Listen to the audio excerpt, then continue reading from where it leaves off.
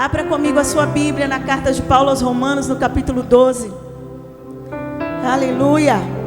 Romanos 12, os primeiros versículos dizem assim: Rogo-vos, pois, irmãos, pela compaixão de Deus, que apresenteis os vossos corpos em sacrifício vivo, santo e agradável a Deus, que é o vosso culto racional. E não vos conformeis com este mundo, mas transformai-vos pela renovação da vossa mente, para que experimenteis qual seja a boa, agradável e perfeita vontade de Deus. Ainda a carta de Paulo aos Efésios, capítulo 4, versos 22 e 23, que diz: Quanto ao trato passado, vos despojeis do velho homem que se corrompe pelas concupiscências do engano, e vos renoveis no espírito do vosso sentido. Amém? Pode tomar o seu assento, por favor. Renova-me, Senhor Jesus. Já não quero ser igual. Renova-me, Senhor Jesus. Põe em mim teu coração. Canta com a alma, diga isso ao Senhor. Porque tudo que há dentro de mim necessita ser mudado, Senhor.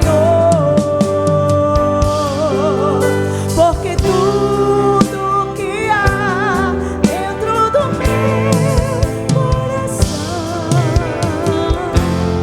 necessita mais de ti. Coloca a mão no coração e diga assim: Senhor, quero ser como tu. Aleluia. Senhor, quero ser como tu. Eu quero ser um vaso em tuas mãos, Senhor, quero ser como tu. Vamos mais uma vez, diga isso. Senhor, quero ser como tu. Eu quero ser. Senhor, eu quero ser como tu. Eu quero ser um vaso em tuas mãos, Senhor, quero ser como tu. Porque tudo que há dentro de mim necessita ser mudado, Senhor. Porque tudo que há dentro do meu coração necessita mais de ti. Necessita mais de ti.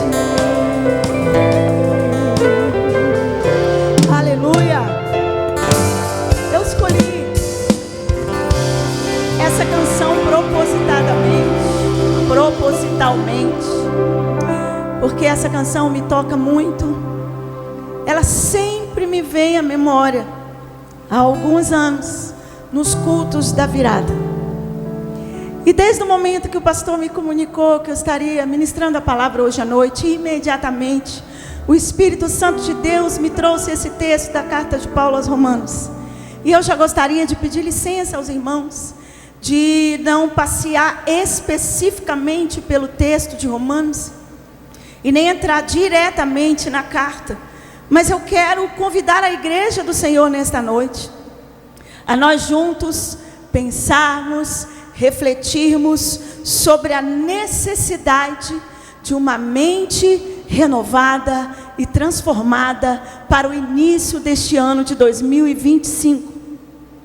Nós temos recebido da parte do nosso pastor uma palavra declarada de que este ano de 2025 é o ano da dupla honra. Eu não digo nem que será, porque eu já tenho vivenciado coisas grandes do Senhor no 5º dia do ano de 2025. E eu já tenho convicção no meu coração que coisas grandiosas o Senhor já está fazendo duplicadamente. E pensar em renovação no início do ano é muito interessante, porque todos nós, por exemplo, que cuidamos de famílias, temos filhos na escola, ou quem estuda, faz uma faculdade, sabe que no início do ano você precisa renovar a sua matrícula, para que você consiga dar sequência ao seu processo de aprendizagem. Quem tem uma carteirinha de um plano de saúde, que tem prazo de validade, entra o novo ano, você precisa ir lá e renovar seus documentos, ou uma carteira de habilitação, ou algum outro documento, de forma que as coisas triviais do nosso dia a dia, as coisas que fazem parte da nossa rotina, ninguém geralmente deixa passar batido em buscar, ajustar, reorganizar e renovar, para que você possa ter um ano equilibrado, um ano organizado, um ano diferente. Mas muitas vezes nós cometemos o equívoco de não nos preocuparmos em entrar um novo ano com a nossa mente renovada, a fim de que ela se torne habilitada essencialmente para viver as promessas que o Senhor tem para nós neste ano de 2025. Todos nós aqui sabemos que os nossos dias nessa terra estão contados. Nós já cantamos aqui com muita ênfase e com muita evidência de que Ele vem voando sobre as nuvens, e a trombeta a gente já pode ouvir. Aí a gente canta esse louvor e talvez dê a impressão então que eu não preciso ficar muito preocupado em cuidar da minha mente, do meu coração ou da minha vida diária. Jesus já está voltando mesmo? Não, até que Ele venha, nós temos a responsabilidade de cuidar daquilo que Ele nos confiou, especialmente da nossa própria vida. Ontem o nosso presidente, em sua palavra aqui na reunião de obreiros, fez um alerta a todos os pastores da importância e a necessidade que temos de cuidarmos do nosso corpo, que é templo do Espírito Santo, e especialmente da nossa saúde mental. Uma mente curada, certamente ela vai resultar num corpo curado. Uma mente restaurada, certamente ela vai resultar em um corpo saudável. Uma mente curada, certamente vai resultar em espírito cheio da presença de Deus e ansiando por receber muito mais dele.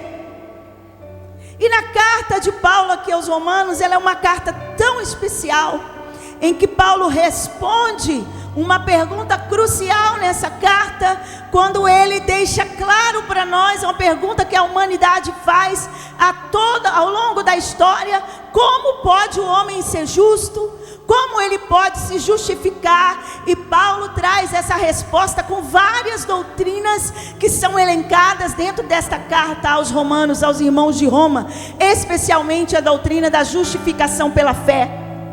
E ele ainda comentando sobre essa doutrina da justificação pela fé, lá na sua carta aos Gálatas, quando ele fala de si mesmo, ele relembra os irmãos da Galácia de que eles precisavam lembrar que nem mesmo ele, como judeu, o próprio Paulo como judeu, entendeu que por mais que ele vivenciasse todo o rigor da lei, nenhuma lei seria capaz de torná-lo justo. Somente o sacrifício de Jesus na cruz do Calvário nos habilita a sermos justificados através do sangue do Cordeiro.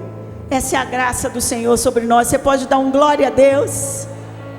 Nós estamos aqui hoje por causa desta justiça de Deus por nós, da justificação que Jesus alcançou e nos garantiu na cruz do Calvário. Então, quando a gente analisa sobre a questão da nossa mente, nós precisamos entender alguns aspectos muito relevantes introdutoriamente. A nossa alma, ela é o centro das nossas emoções. E a nossa mente é como se fosse um campo fértil, em que quando a gente está assim num campo muito aberto, se você vai jogando assim algumas sementinhas aleatoriamente, em algum momento aquelas sementes que foram lançadas na terra, elas vão germinar e vão produzir algum fruto. Mas essas sementes, elas podem ser sementes boas e podem ser sementes más. A mente humana é um campo fértil também, com a probabilidade de germinar coisas boas e coisas más. E com esse entendimento, há uma frase que me veio à mente, que meu avô me alertava muito na minha adolescência. Quando eu tinha algumas crises, algumas interrogações, ele dizia: Gláucia, você é resultado daquilo que você pensa. Você precisa acreditar mais naquilo que a palavra diz. A sua mente precisa enxertar mais aquilo que a palavra diz, para que os frutos das suas ações venham exatamente daquilo que a sua mente produz. E eu nunca me esqueci desse conselho do meu avô. E as nossas atitudes, então, elas partem da nossa mente, sejam elas premeditadas ou não. Até aquela coisa que às vezes as pessoas praticam e às vezes é chamada a atenção e diz assim: eu fiz sem querer. Partiu da mente, querendo ou não querendo, né? Vem de dentro da nossa mente. Então, neste capítulo 12 da carta de Paulo aos irmãos de Roma, ele está exatamente exortando a igreja a viver uma vida de piedade e de santidade diante de Deus. E ele fala do culto racional. O versículo 1 diz: rogo-vos, pois, irmãos, pela compaixão de Deus, que apresenteis os vossos corpos em sacrifício vivo, santo e agradável a Deus, que é o vosso culto racional. A palavra racional, quando a gente lê os escritos do Novo Testamento no original, é uma palavra grega que vem de lógicos, que significa exatamente que quando eu ofereço a Deus um culto racional, ele é um culto pensado, não é um culto aleatório, um culto em que a minha mente vagueia. Talvez, se a gente perguntar a alguém aqui, que já está aqui desde o horário da oração, qual foi o texto bíblico lido na palavra introdutória do culto, às vezes alguém nem lembra mais, porque a mente já foi tomada nesse campo de batalha da mente por outras coisas que tomaram a sua atenção e te desviou da racionalidade mental do culto. E Paulo está chamando a atenção da igreja exatamente para a importância de ofertar a Deus um culto com a mente. Um culto que eu entendo o que eu canto, um culto que eu entendo o que eu ouço, um culto em que eu compreendo o que eu falo, um culto em que a minha mente realmente ela se desliga das coisas que ficaram para trás e prossegue rumo à presença do Senhor. Aleluia! E entendendo isso, então, o culto racional, ele é identificado como um culto inteligente, um culto pensado. E aí então, entendendo isso, nessa guerra que a nossa mente vive, como um campo de batalha, Paulo, o mesmo Paulo, na sua segunda carta aos Coríntios, ele alerta a igreja a respeito do cuidado que a gente precisa ter nessa batalha. E ele fala na sua segunda carta, e ele diz: porque as armas da nossa milícia, elas não são carnais, mas sim poderosas em Deus, para a destruição de fortalezas, descruindo todos os conselhos e toda altivez que se levanta contra o conhecimento de Deus. E a continuidade do versículo diz: levando cativo todo o entendimento, a obediência de Cristo. Ele fala exatamente isso, que Deus nos dá, através da sua palavra, o ensino de que a nossa guerra mental, ela não é na carne, ela é no Espírito. E quando nós entendemos que essa batalha, ela é no Espírito, nós temos liberdade e liberalidade diante do Senhor, para que Ele tome conta da minha mente, para que Ele tome conta da nossa mente. Eu quero entrar 2025 com uma mente restaurada, curada e limpa e habilitada para crer que Deus tem dupla honra para todo o seu povo aqui na terra. Aleluia! E entendendo isso, então, quais são os perigos de uma mente dominada pelo mal? Antes, a mente, como diz o texto de Paulo, ela precisa de uma renovação. E já que a mente precisa de uma renovação, a minha vontade própria, a sua vontade própria, a nossa vontade própria, necessita de submissão à vontade de Deus. Por isso que no versículo 2 ele fala: para que experimenteis qual seja a boa, agradável e perfeita vontade de Deus. E entendendo isso, a mente precisa ser renovada, a minha vontade precisa se submeter a Deus, e automaticamente as minhas emoções carecem de estabilidade emocional, estabilidade, por que não dizer espiritual? As nossas emoções precisam de estabilidade. Somente com essa estabilidade, renovando a mente e se submetendo a Deus, nós poderemos passar por esse processo de renovação. Tudo que é renovado é feito de novo. Então renovo é literalmente fazer de novo. Se a sua mente nesta noite chegou aqui preocupada, perturbada, com tanta coisa que você tem que desenvolver nesse ano de 2025, e você não imagina como as coisas vão acontecer, deixa eu te dar uma notícia: Jesus está aqui e Ele tem tomado cativo a sua mente nesta noite e colocado diante dEle em obediência. Eu preciso só um pouquinho mais de retorno no meu microfone, que aí eu forço menos minha voz. Obrigada.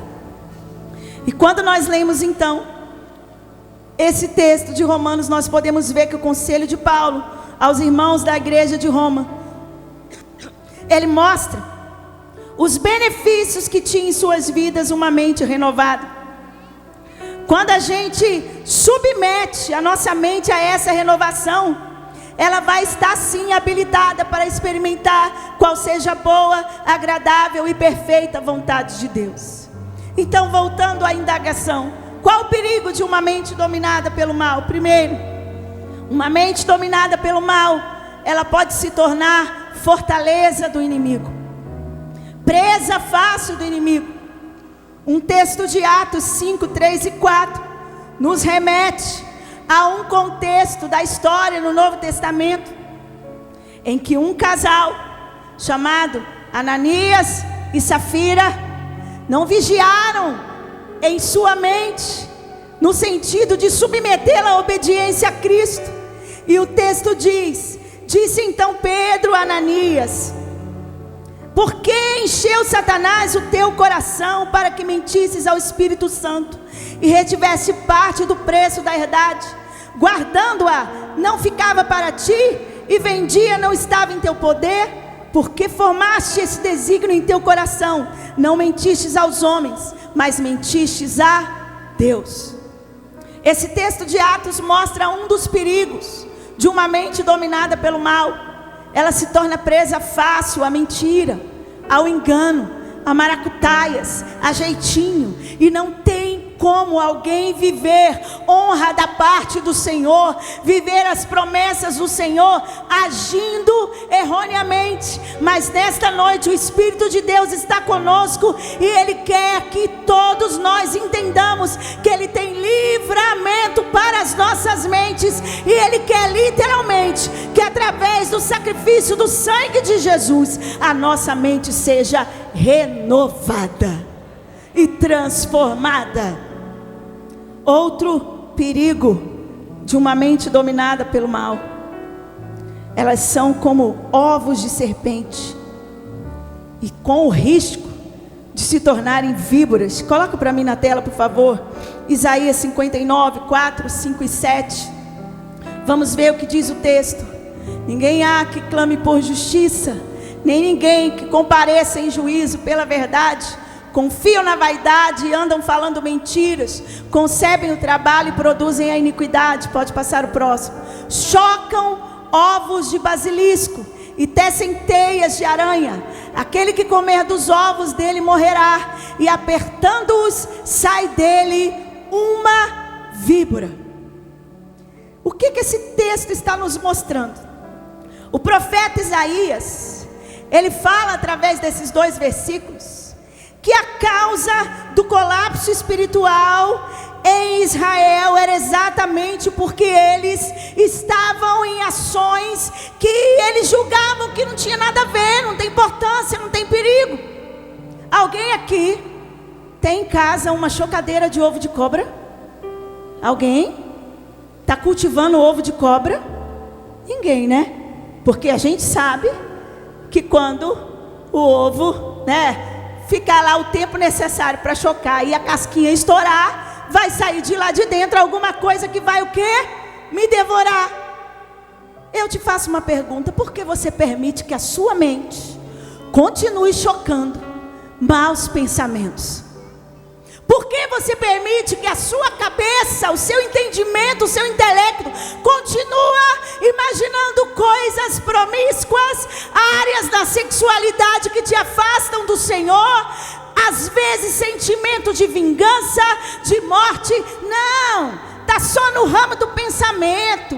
Isso não dá nada não, cuidado. O texto está nos alertando que é igual ovo de cobra. Você vai chocando, chocando, chocando, uma hora ela mesma estoura e te devora. Esse é o perigo de uma mente dominada pelo mal. Outro perigo: a mente, ela é resultado do que está no coração, e os pensamentos são a semente. Marcos 7, 21 a 23, coloca para mim, por favor. Marcos 7, 21 a 23, vamos ler juntos? Porque do interior do coração dos homens, bem forte, sai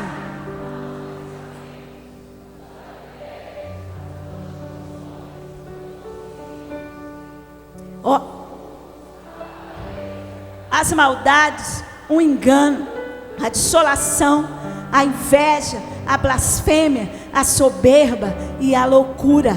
Tudo sai de onde? Todos esses males procedem de onde? De dentro. E fazem o quê? Contaminam o homem. Eu estou aqui desde dezembro ouvindo o meu pastor dar a notícia de que o ano de 2025 é um ano de dupla honra, mas a minha cabeça quer acreditar que vai dar tudo errado. Todo tempo eu estou pensando dentro de mim: não vai dar certo, eu vou ter muita dificuldade, eu vou ter problema. Os desafios que foram lançados aqui para os nossos IDs nesse ano, como foi dito pelo pastor Pablo, a expansão dos IDs da juventude, dos adolescentes, de todas as áreas, as superintendências. A gente olha e parece que a cabeça não concebe. E o texto está mostrando que todos esses pensamentos errados, contrários, eles procedem de onde? De dentro. É por isso que o sábio Salomão já deixou registrado lá em Provérbios 4, 23. Sobre tudo o que se deve guardar, guarda o quê? O teu coração, porque dele procedem as saídas da vida. Eu tenho que guardar o meu coração. A minha mente, ela não pode ser depósito de coisas más e nem de pensamentos negativos de que tudo vai dar errado. Não, eu venho aqui nesta noite da parte do Senhor dizer a você: Deus tem bênção para você, e nesta noite Ele coloca na sua mente uma visão de fé, uma visão de coragem, de que aquilo que Ele prometeu, Ele vai cumprir. Aleluia! Um exemplo disso, muito latente, de acreditar naquilo que Deus quer mudar na nossa vida, é uma mulher que é lembrada na Bíblia, chamada a mulher de Ló. Ninguém nunca nem descobriu o nome dela. A gente lembra na Bíblia, a Bíblia lembra de várias mulheres que tiveram grandes feitos. Jael, uma grande juíza. Débora, uma grande juíza. Ruth, Esté, tantas mulheres que fizeram coisas boas. Mas a mulher de Ló, ela é lembrada como aquela que olhou para trás. Deus tira ela e tira eles de uma terra de perigo, de um lugar que eles deveriam afastar, mas o coração que precisava estar guardado em Deus ainda estava amarrado naquele trem velho lá atrás. Sabe aquele negócio, pastor Pablo? A pessoa sabe que a cidade vai pegar fogo, que tudo vai ser consumido, mas fica olhando para trás. Mas eu me acostumei, eu deixei para trás. Aí o próprio Paulo nos alerta em Filipenses: esquecendo-me das coisas que para trás ficam, prossigo para o alvo. Deixa o que ficou lá atrás. Você cantou aqui no início com o pastor Josafá e a Vânia: quem começou a boa obra, Ele é fiel para terminar. E nós precisamos crer nisso, tomar posse dessa palavra nesta noite em nome de Jesus. E muitas vezes essa mulher de Ló, que nem ao menos seu nome é lembrado, ela nos dá exatamente esse alerta de como nós precisamos ter cuidado com a nossa mente. Cuidado para você não ficar com saudade daquilo que era ruim. Tem gente que tem saudade daquilo que era péssimo para a sua vida.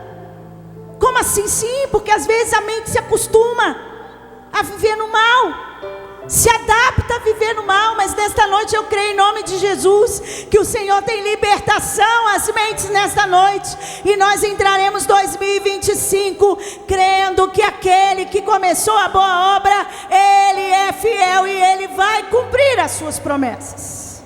Aleluia! Quando nós então entendemos isso, nós percebemos exatamente o que Paulo nos fala nesta carta aos Filipenses, que nós acabamos de citar. Irmãos, quanto ao trato passado, quanto a mim, não julgo que haja alcançado, mas uma coisa faço aqui, esquecendo-me das coisas que para trás ficam e avançando para as que estão diante de mim, prossigo para o alvo, pelo prêmio da soberana vocação em Deus. Deus nos dá essa garantia.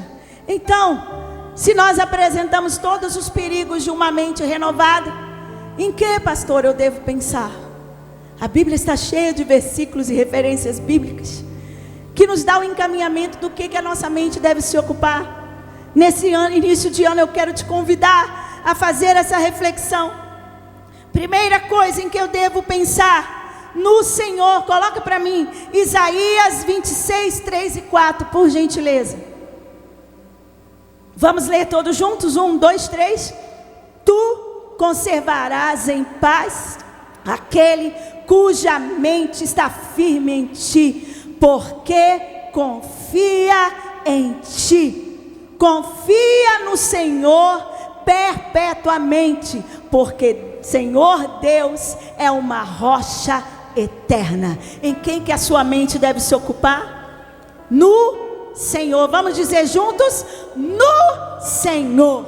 É isso que o texto está nos dizendo. Outra coisa que a nossa mente deve se ocupar, Colossenses 3, de 1 a 3, coloque por favor na tela. Separei vários versículos para nós refletirmos nesta noite. Colossenses 3, de 1 a 3. Vamos bem forte. Portanto, se já ressuscitaste com Cristo, buscai as coisas que são de cima, onde Cristo está assentado à destra de Deus. Próximo. Pensai nas coisas que são de cima e não nas que são da terra, porque já estáis morto e a vossa vida está escondida em Deus. Aleluia! Em que a minha mente deve se ocupar, gente? Para de pensar nas coisas dessa terra a ponto de te adoecer, de te enlouquecer emocionalmente, mentalmente. Quando a coisa apertar, lembra que tem uma promessa que a igreja do Senhor aguarda. Eu estou aguardando esse dia ansiosamente, em que eu serei arrebatada com o noivo, estarei na glória com o Senhor. Todas as vezes que pensamentos maus querem dominar a minha mente, eu coloco o meu pensamento cativo ao Senhor e penso nas coisas que são do alto. Aqui as coisas que são da terra, elas passam, mas as que são do alto são coisas eternas. Ainda, em que a minha mente deve se ocupar? Vamos ver mais uma referência bíblica. Filipenses 4, 7 e 8. Por favor, diz assim: e a paz de Deus, que excede todo entendimento, guardará os vossos corações e a vossa mente em Cristo Jesus. Quanto ao mais, irmãos, tudo que é verdadeiro, tudo que é honesto, tudo que é justo, tudo que é puro, tudo que é amável, tudo que é de boa fama, se há algum louvor, se há alguma virtude, olha o que Paulo fala: nisso pensai. Gente, a receita está na Bíblia. A gente não precisa nem sentar com alguém e falar: minha cabeça está confusa. Não, o texto está dizendo: se é de bom louvor, se é de boa fama, se tem virtude, nisso pensai. Não ocupe sua mente com as dores desta vida, com as batalhas desta vida. Pensai nas coisas do Senhor, aquilo que te traz virtude. E qual é o resultado de uma mente cativa ao Senhor? Ela tem o sentimento de Cristo. 1 Coríntios 2,16 diz: porque quem conheceu a mente do Senhor, para que possa instruí-lo? Mas nós temos o quê? Mas nós temos o quê? Mais uma vez, mas nós temos o quê? A mente de Cristo. Querido, pensa comigo. É demais para um ser humano imaginar, como o texto está dizendo aqui pelo próprio Paulo, que eu tenho a mente de Cristo. Então tá fácil. Quando vier aquela angústia mental, aquele desespero, aquela perturbação, você fala: Senhor, a tua palavra diz que eu tenho a tua mente. O que o Senhor pensaria no meu lugar? O que o Senhor faria no meu lugar? Nós temos a mente de Cristo. Filipenses 2,5: de sorte que haja em vós o mesmo sentimento que houve em Cristo Jesus. Quem tem a mente dele sente como ele, pensa como ele, age como ele. Outra característica, outro fruto de quem tem a mente renovada: ela tem a paz de Deus. Nós já lemos esse texto aqui de Isaías, que ele conserva em paz aquele cuja mente está firme em ti. Eu não sei de que forma você entrou aqui esta noite, se com o coração atribulado, uma mente angustiada, uma mente perturbada. O texto bíblico está me dando garantia que Deus conserva em paz aquele cuja mente está firme nele. Você pode dar glória a Deus por isso?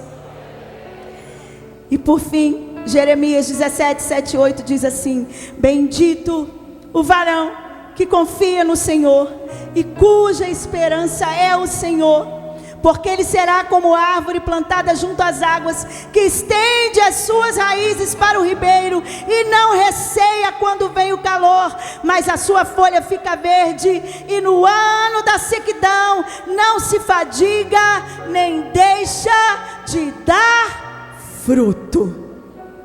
Fica em pé comigo em nome de Jesus. A nossa mente ela não deve ser depósito do mal, nem reservatório de pensamentos maus. Mas a nossa mente precisa estar cativa ao Senhor. Quando a nossa mente está cativa ao Senhor, a gente entende exatamente o que significa o texto áureo da Bíblia Sagrada, João 3,16. Porque Deus amou o mundo de tal maneira que deu seu Filho unigênito, para que todo aquele que nele crê não pereça, mas tenha a vida eterna. Não perecer é exatamente o nível de compreensão de que a minha mente, cativa ao Senhor, eu consigo compreender o sacrifício dele por mim. Esse versículo de João 3,16 me mostra de onde vem esse amor que domina meus pensamentos, que domina meu coração. Vem do próprio Deus. E ele não é só para uma pessoa. Deus ama o mundo, é amplo, é para toda a humanidade. E ele tem mente renovada e mente transformada para todo aquele que desejar dizer sim para ele. E eu gostaria de saber nesta noite se tem alguém em nosso meio que deseja ter a sua mente transformada em Cristo, dizendo sim ao chamado do Senhor Jesus nesta noite. Jesus tem um novo tempo, uma nova história para a sua vida. Uma mente transformada através do sacrifício de Jesus na cruz do Calvário. Esse sacrifício mostra a intensidade do amor de Jesus por nós. O versículo diz: Deus nos amou de tal maneira, não é nem possível descrever, de tão intenso que é esse amor.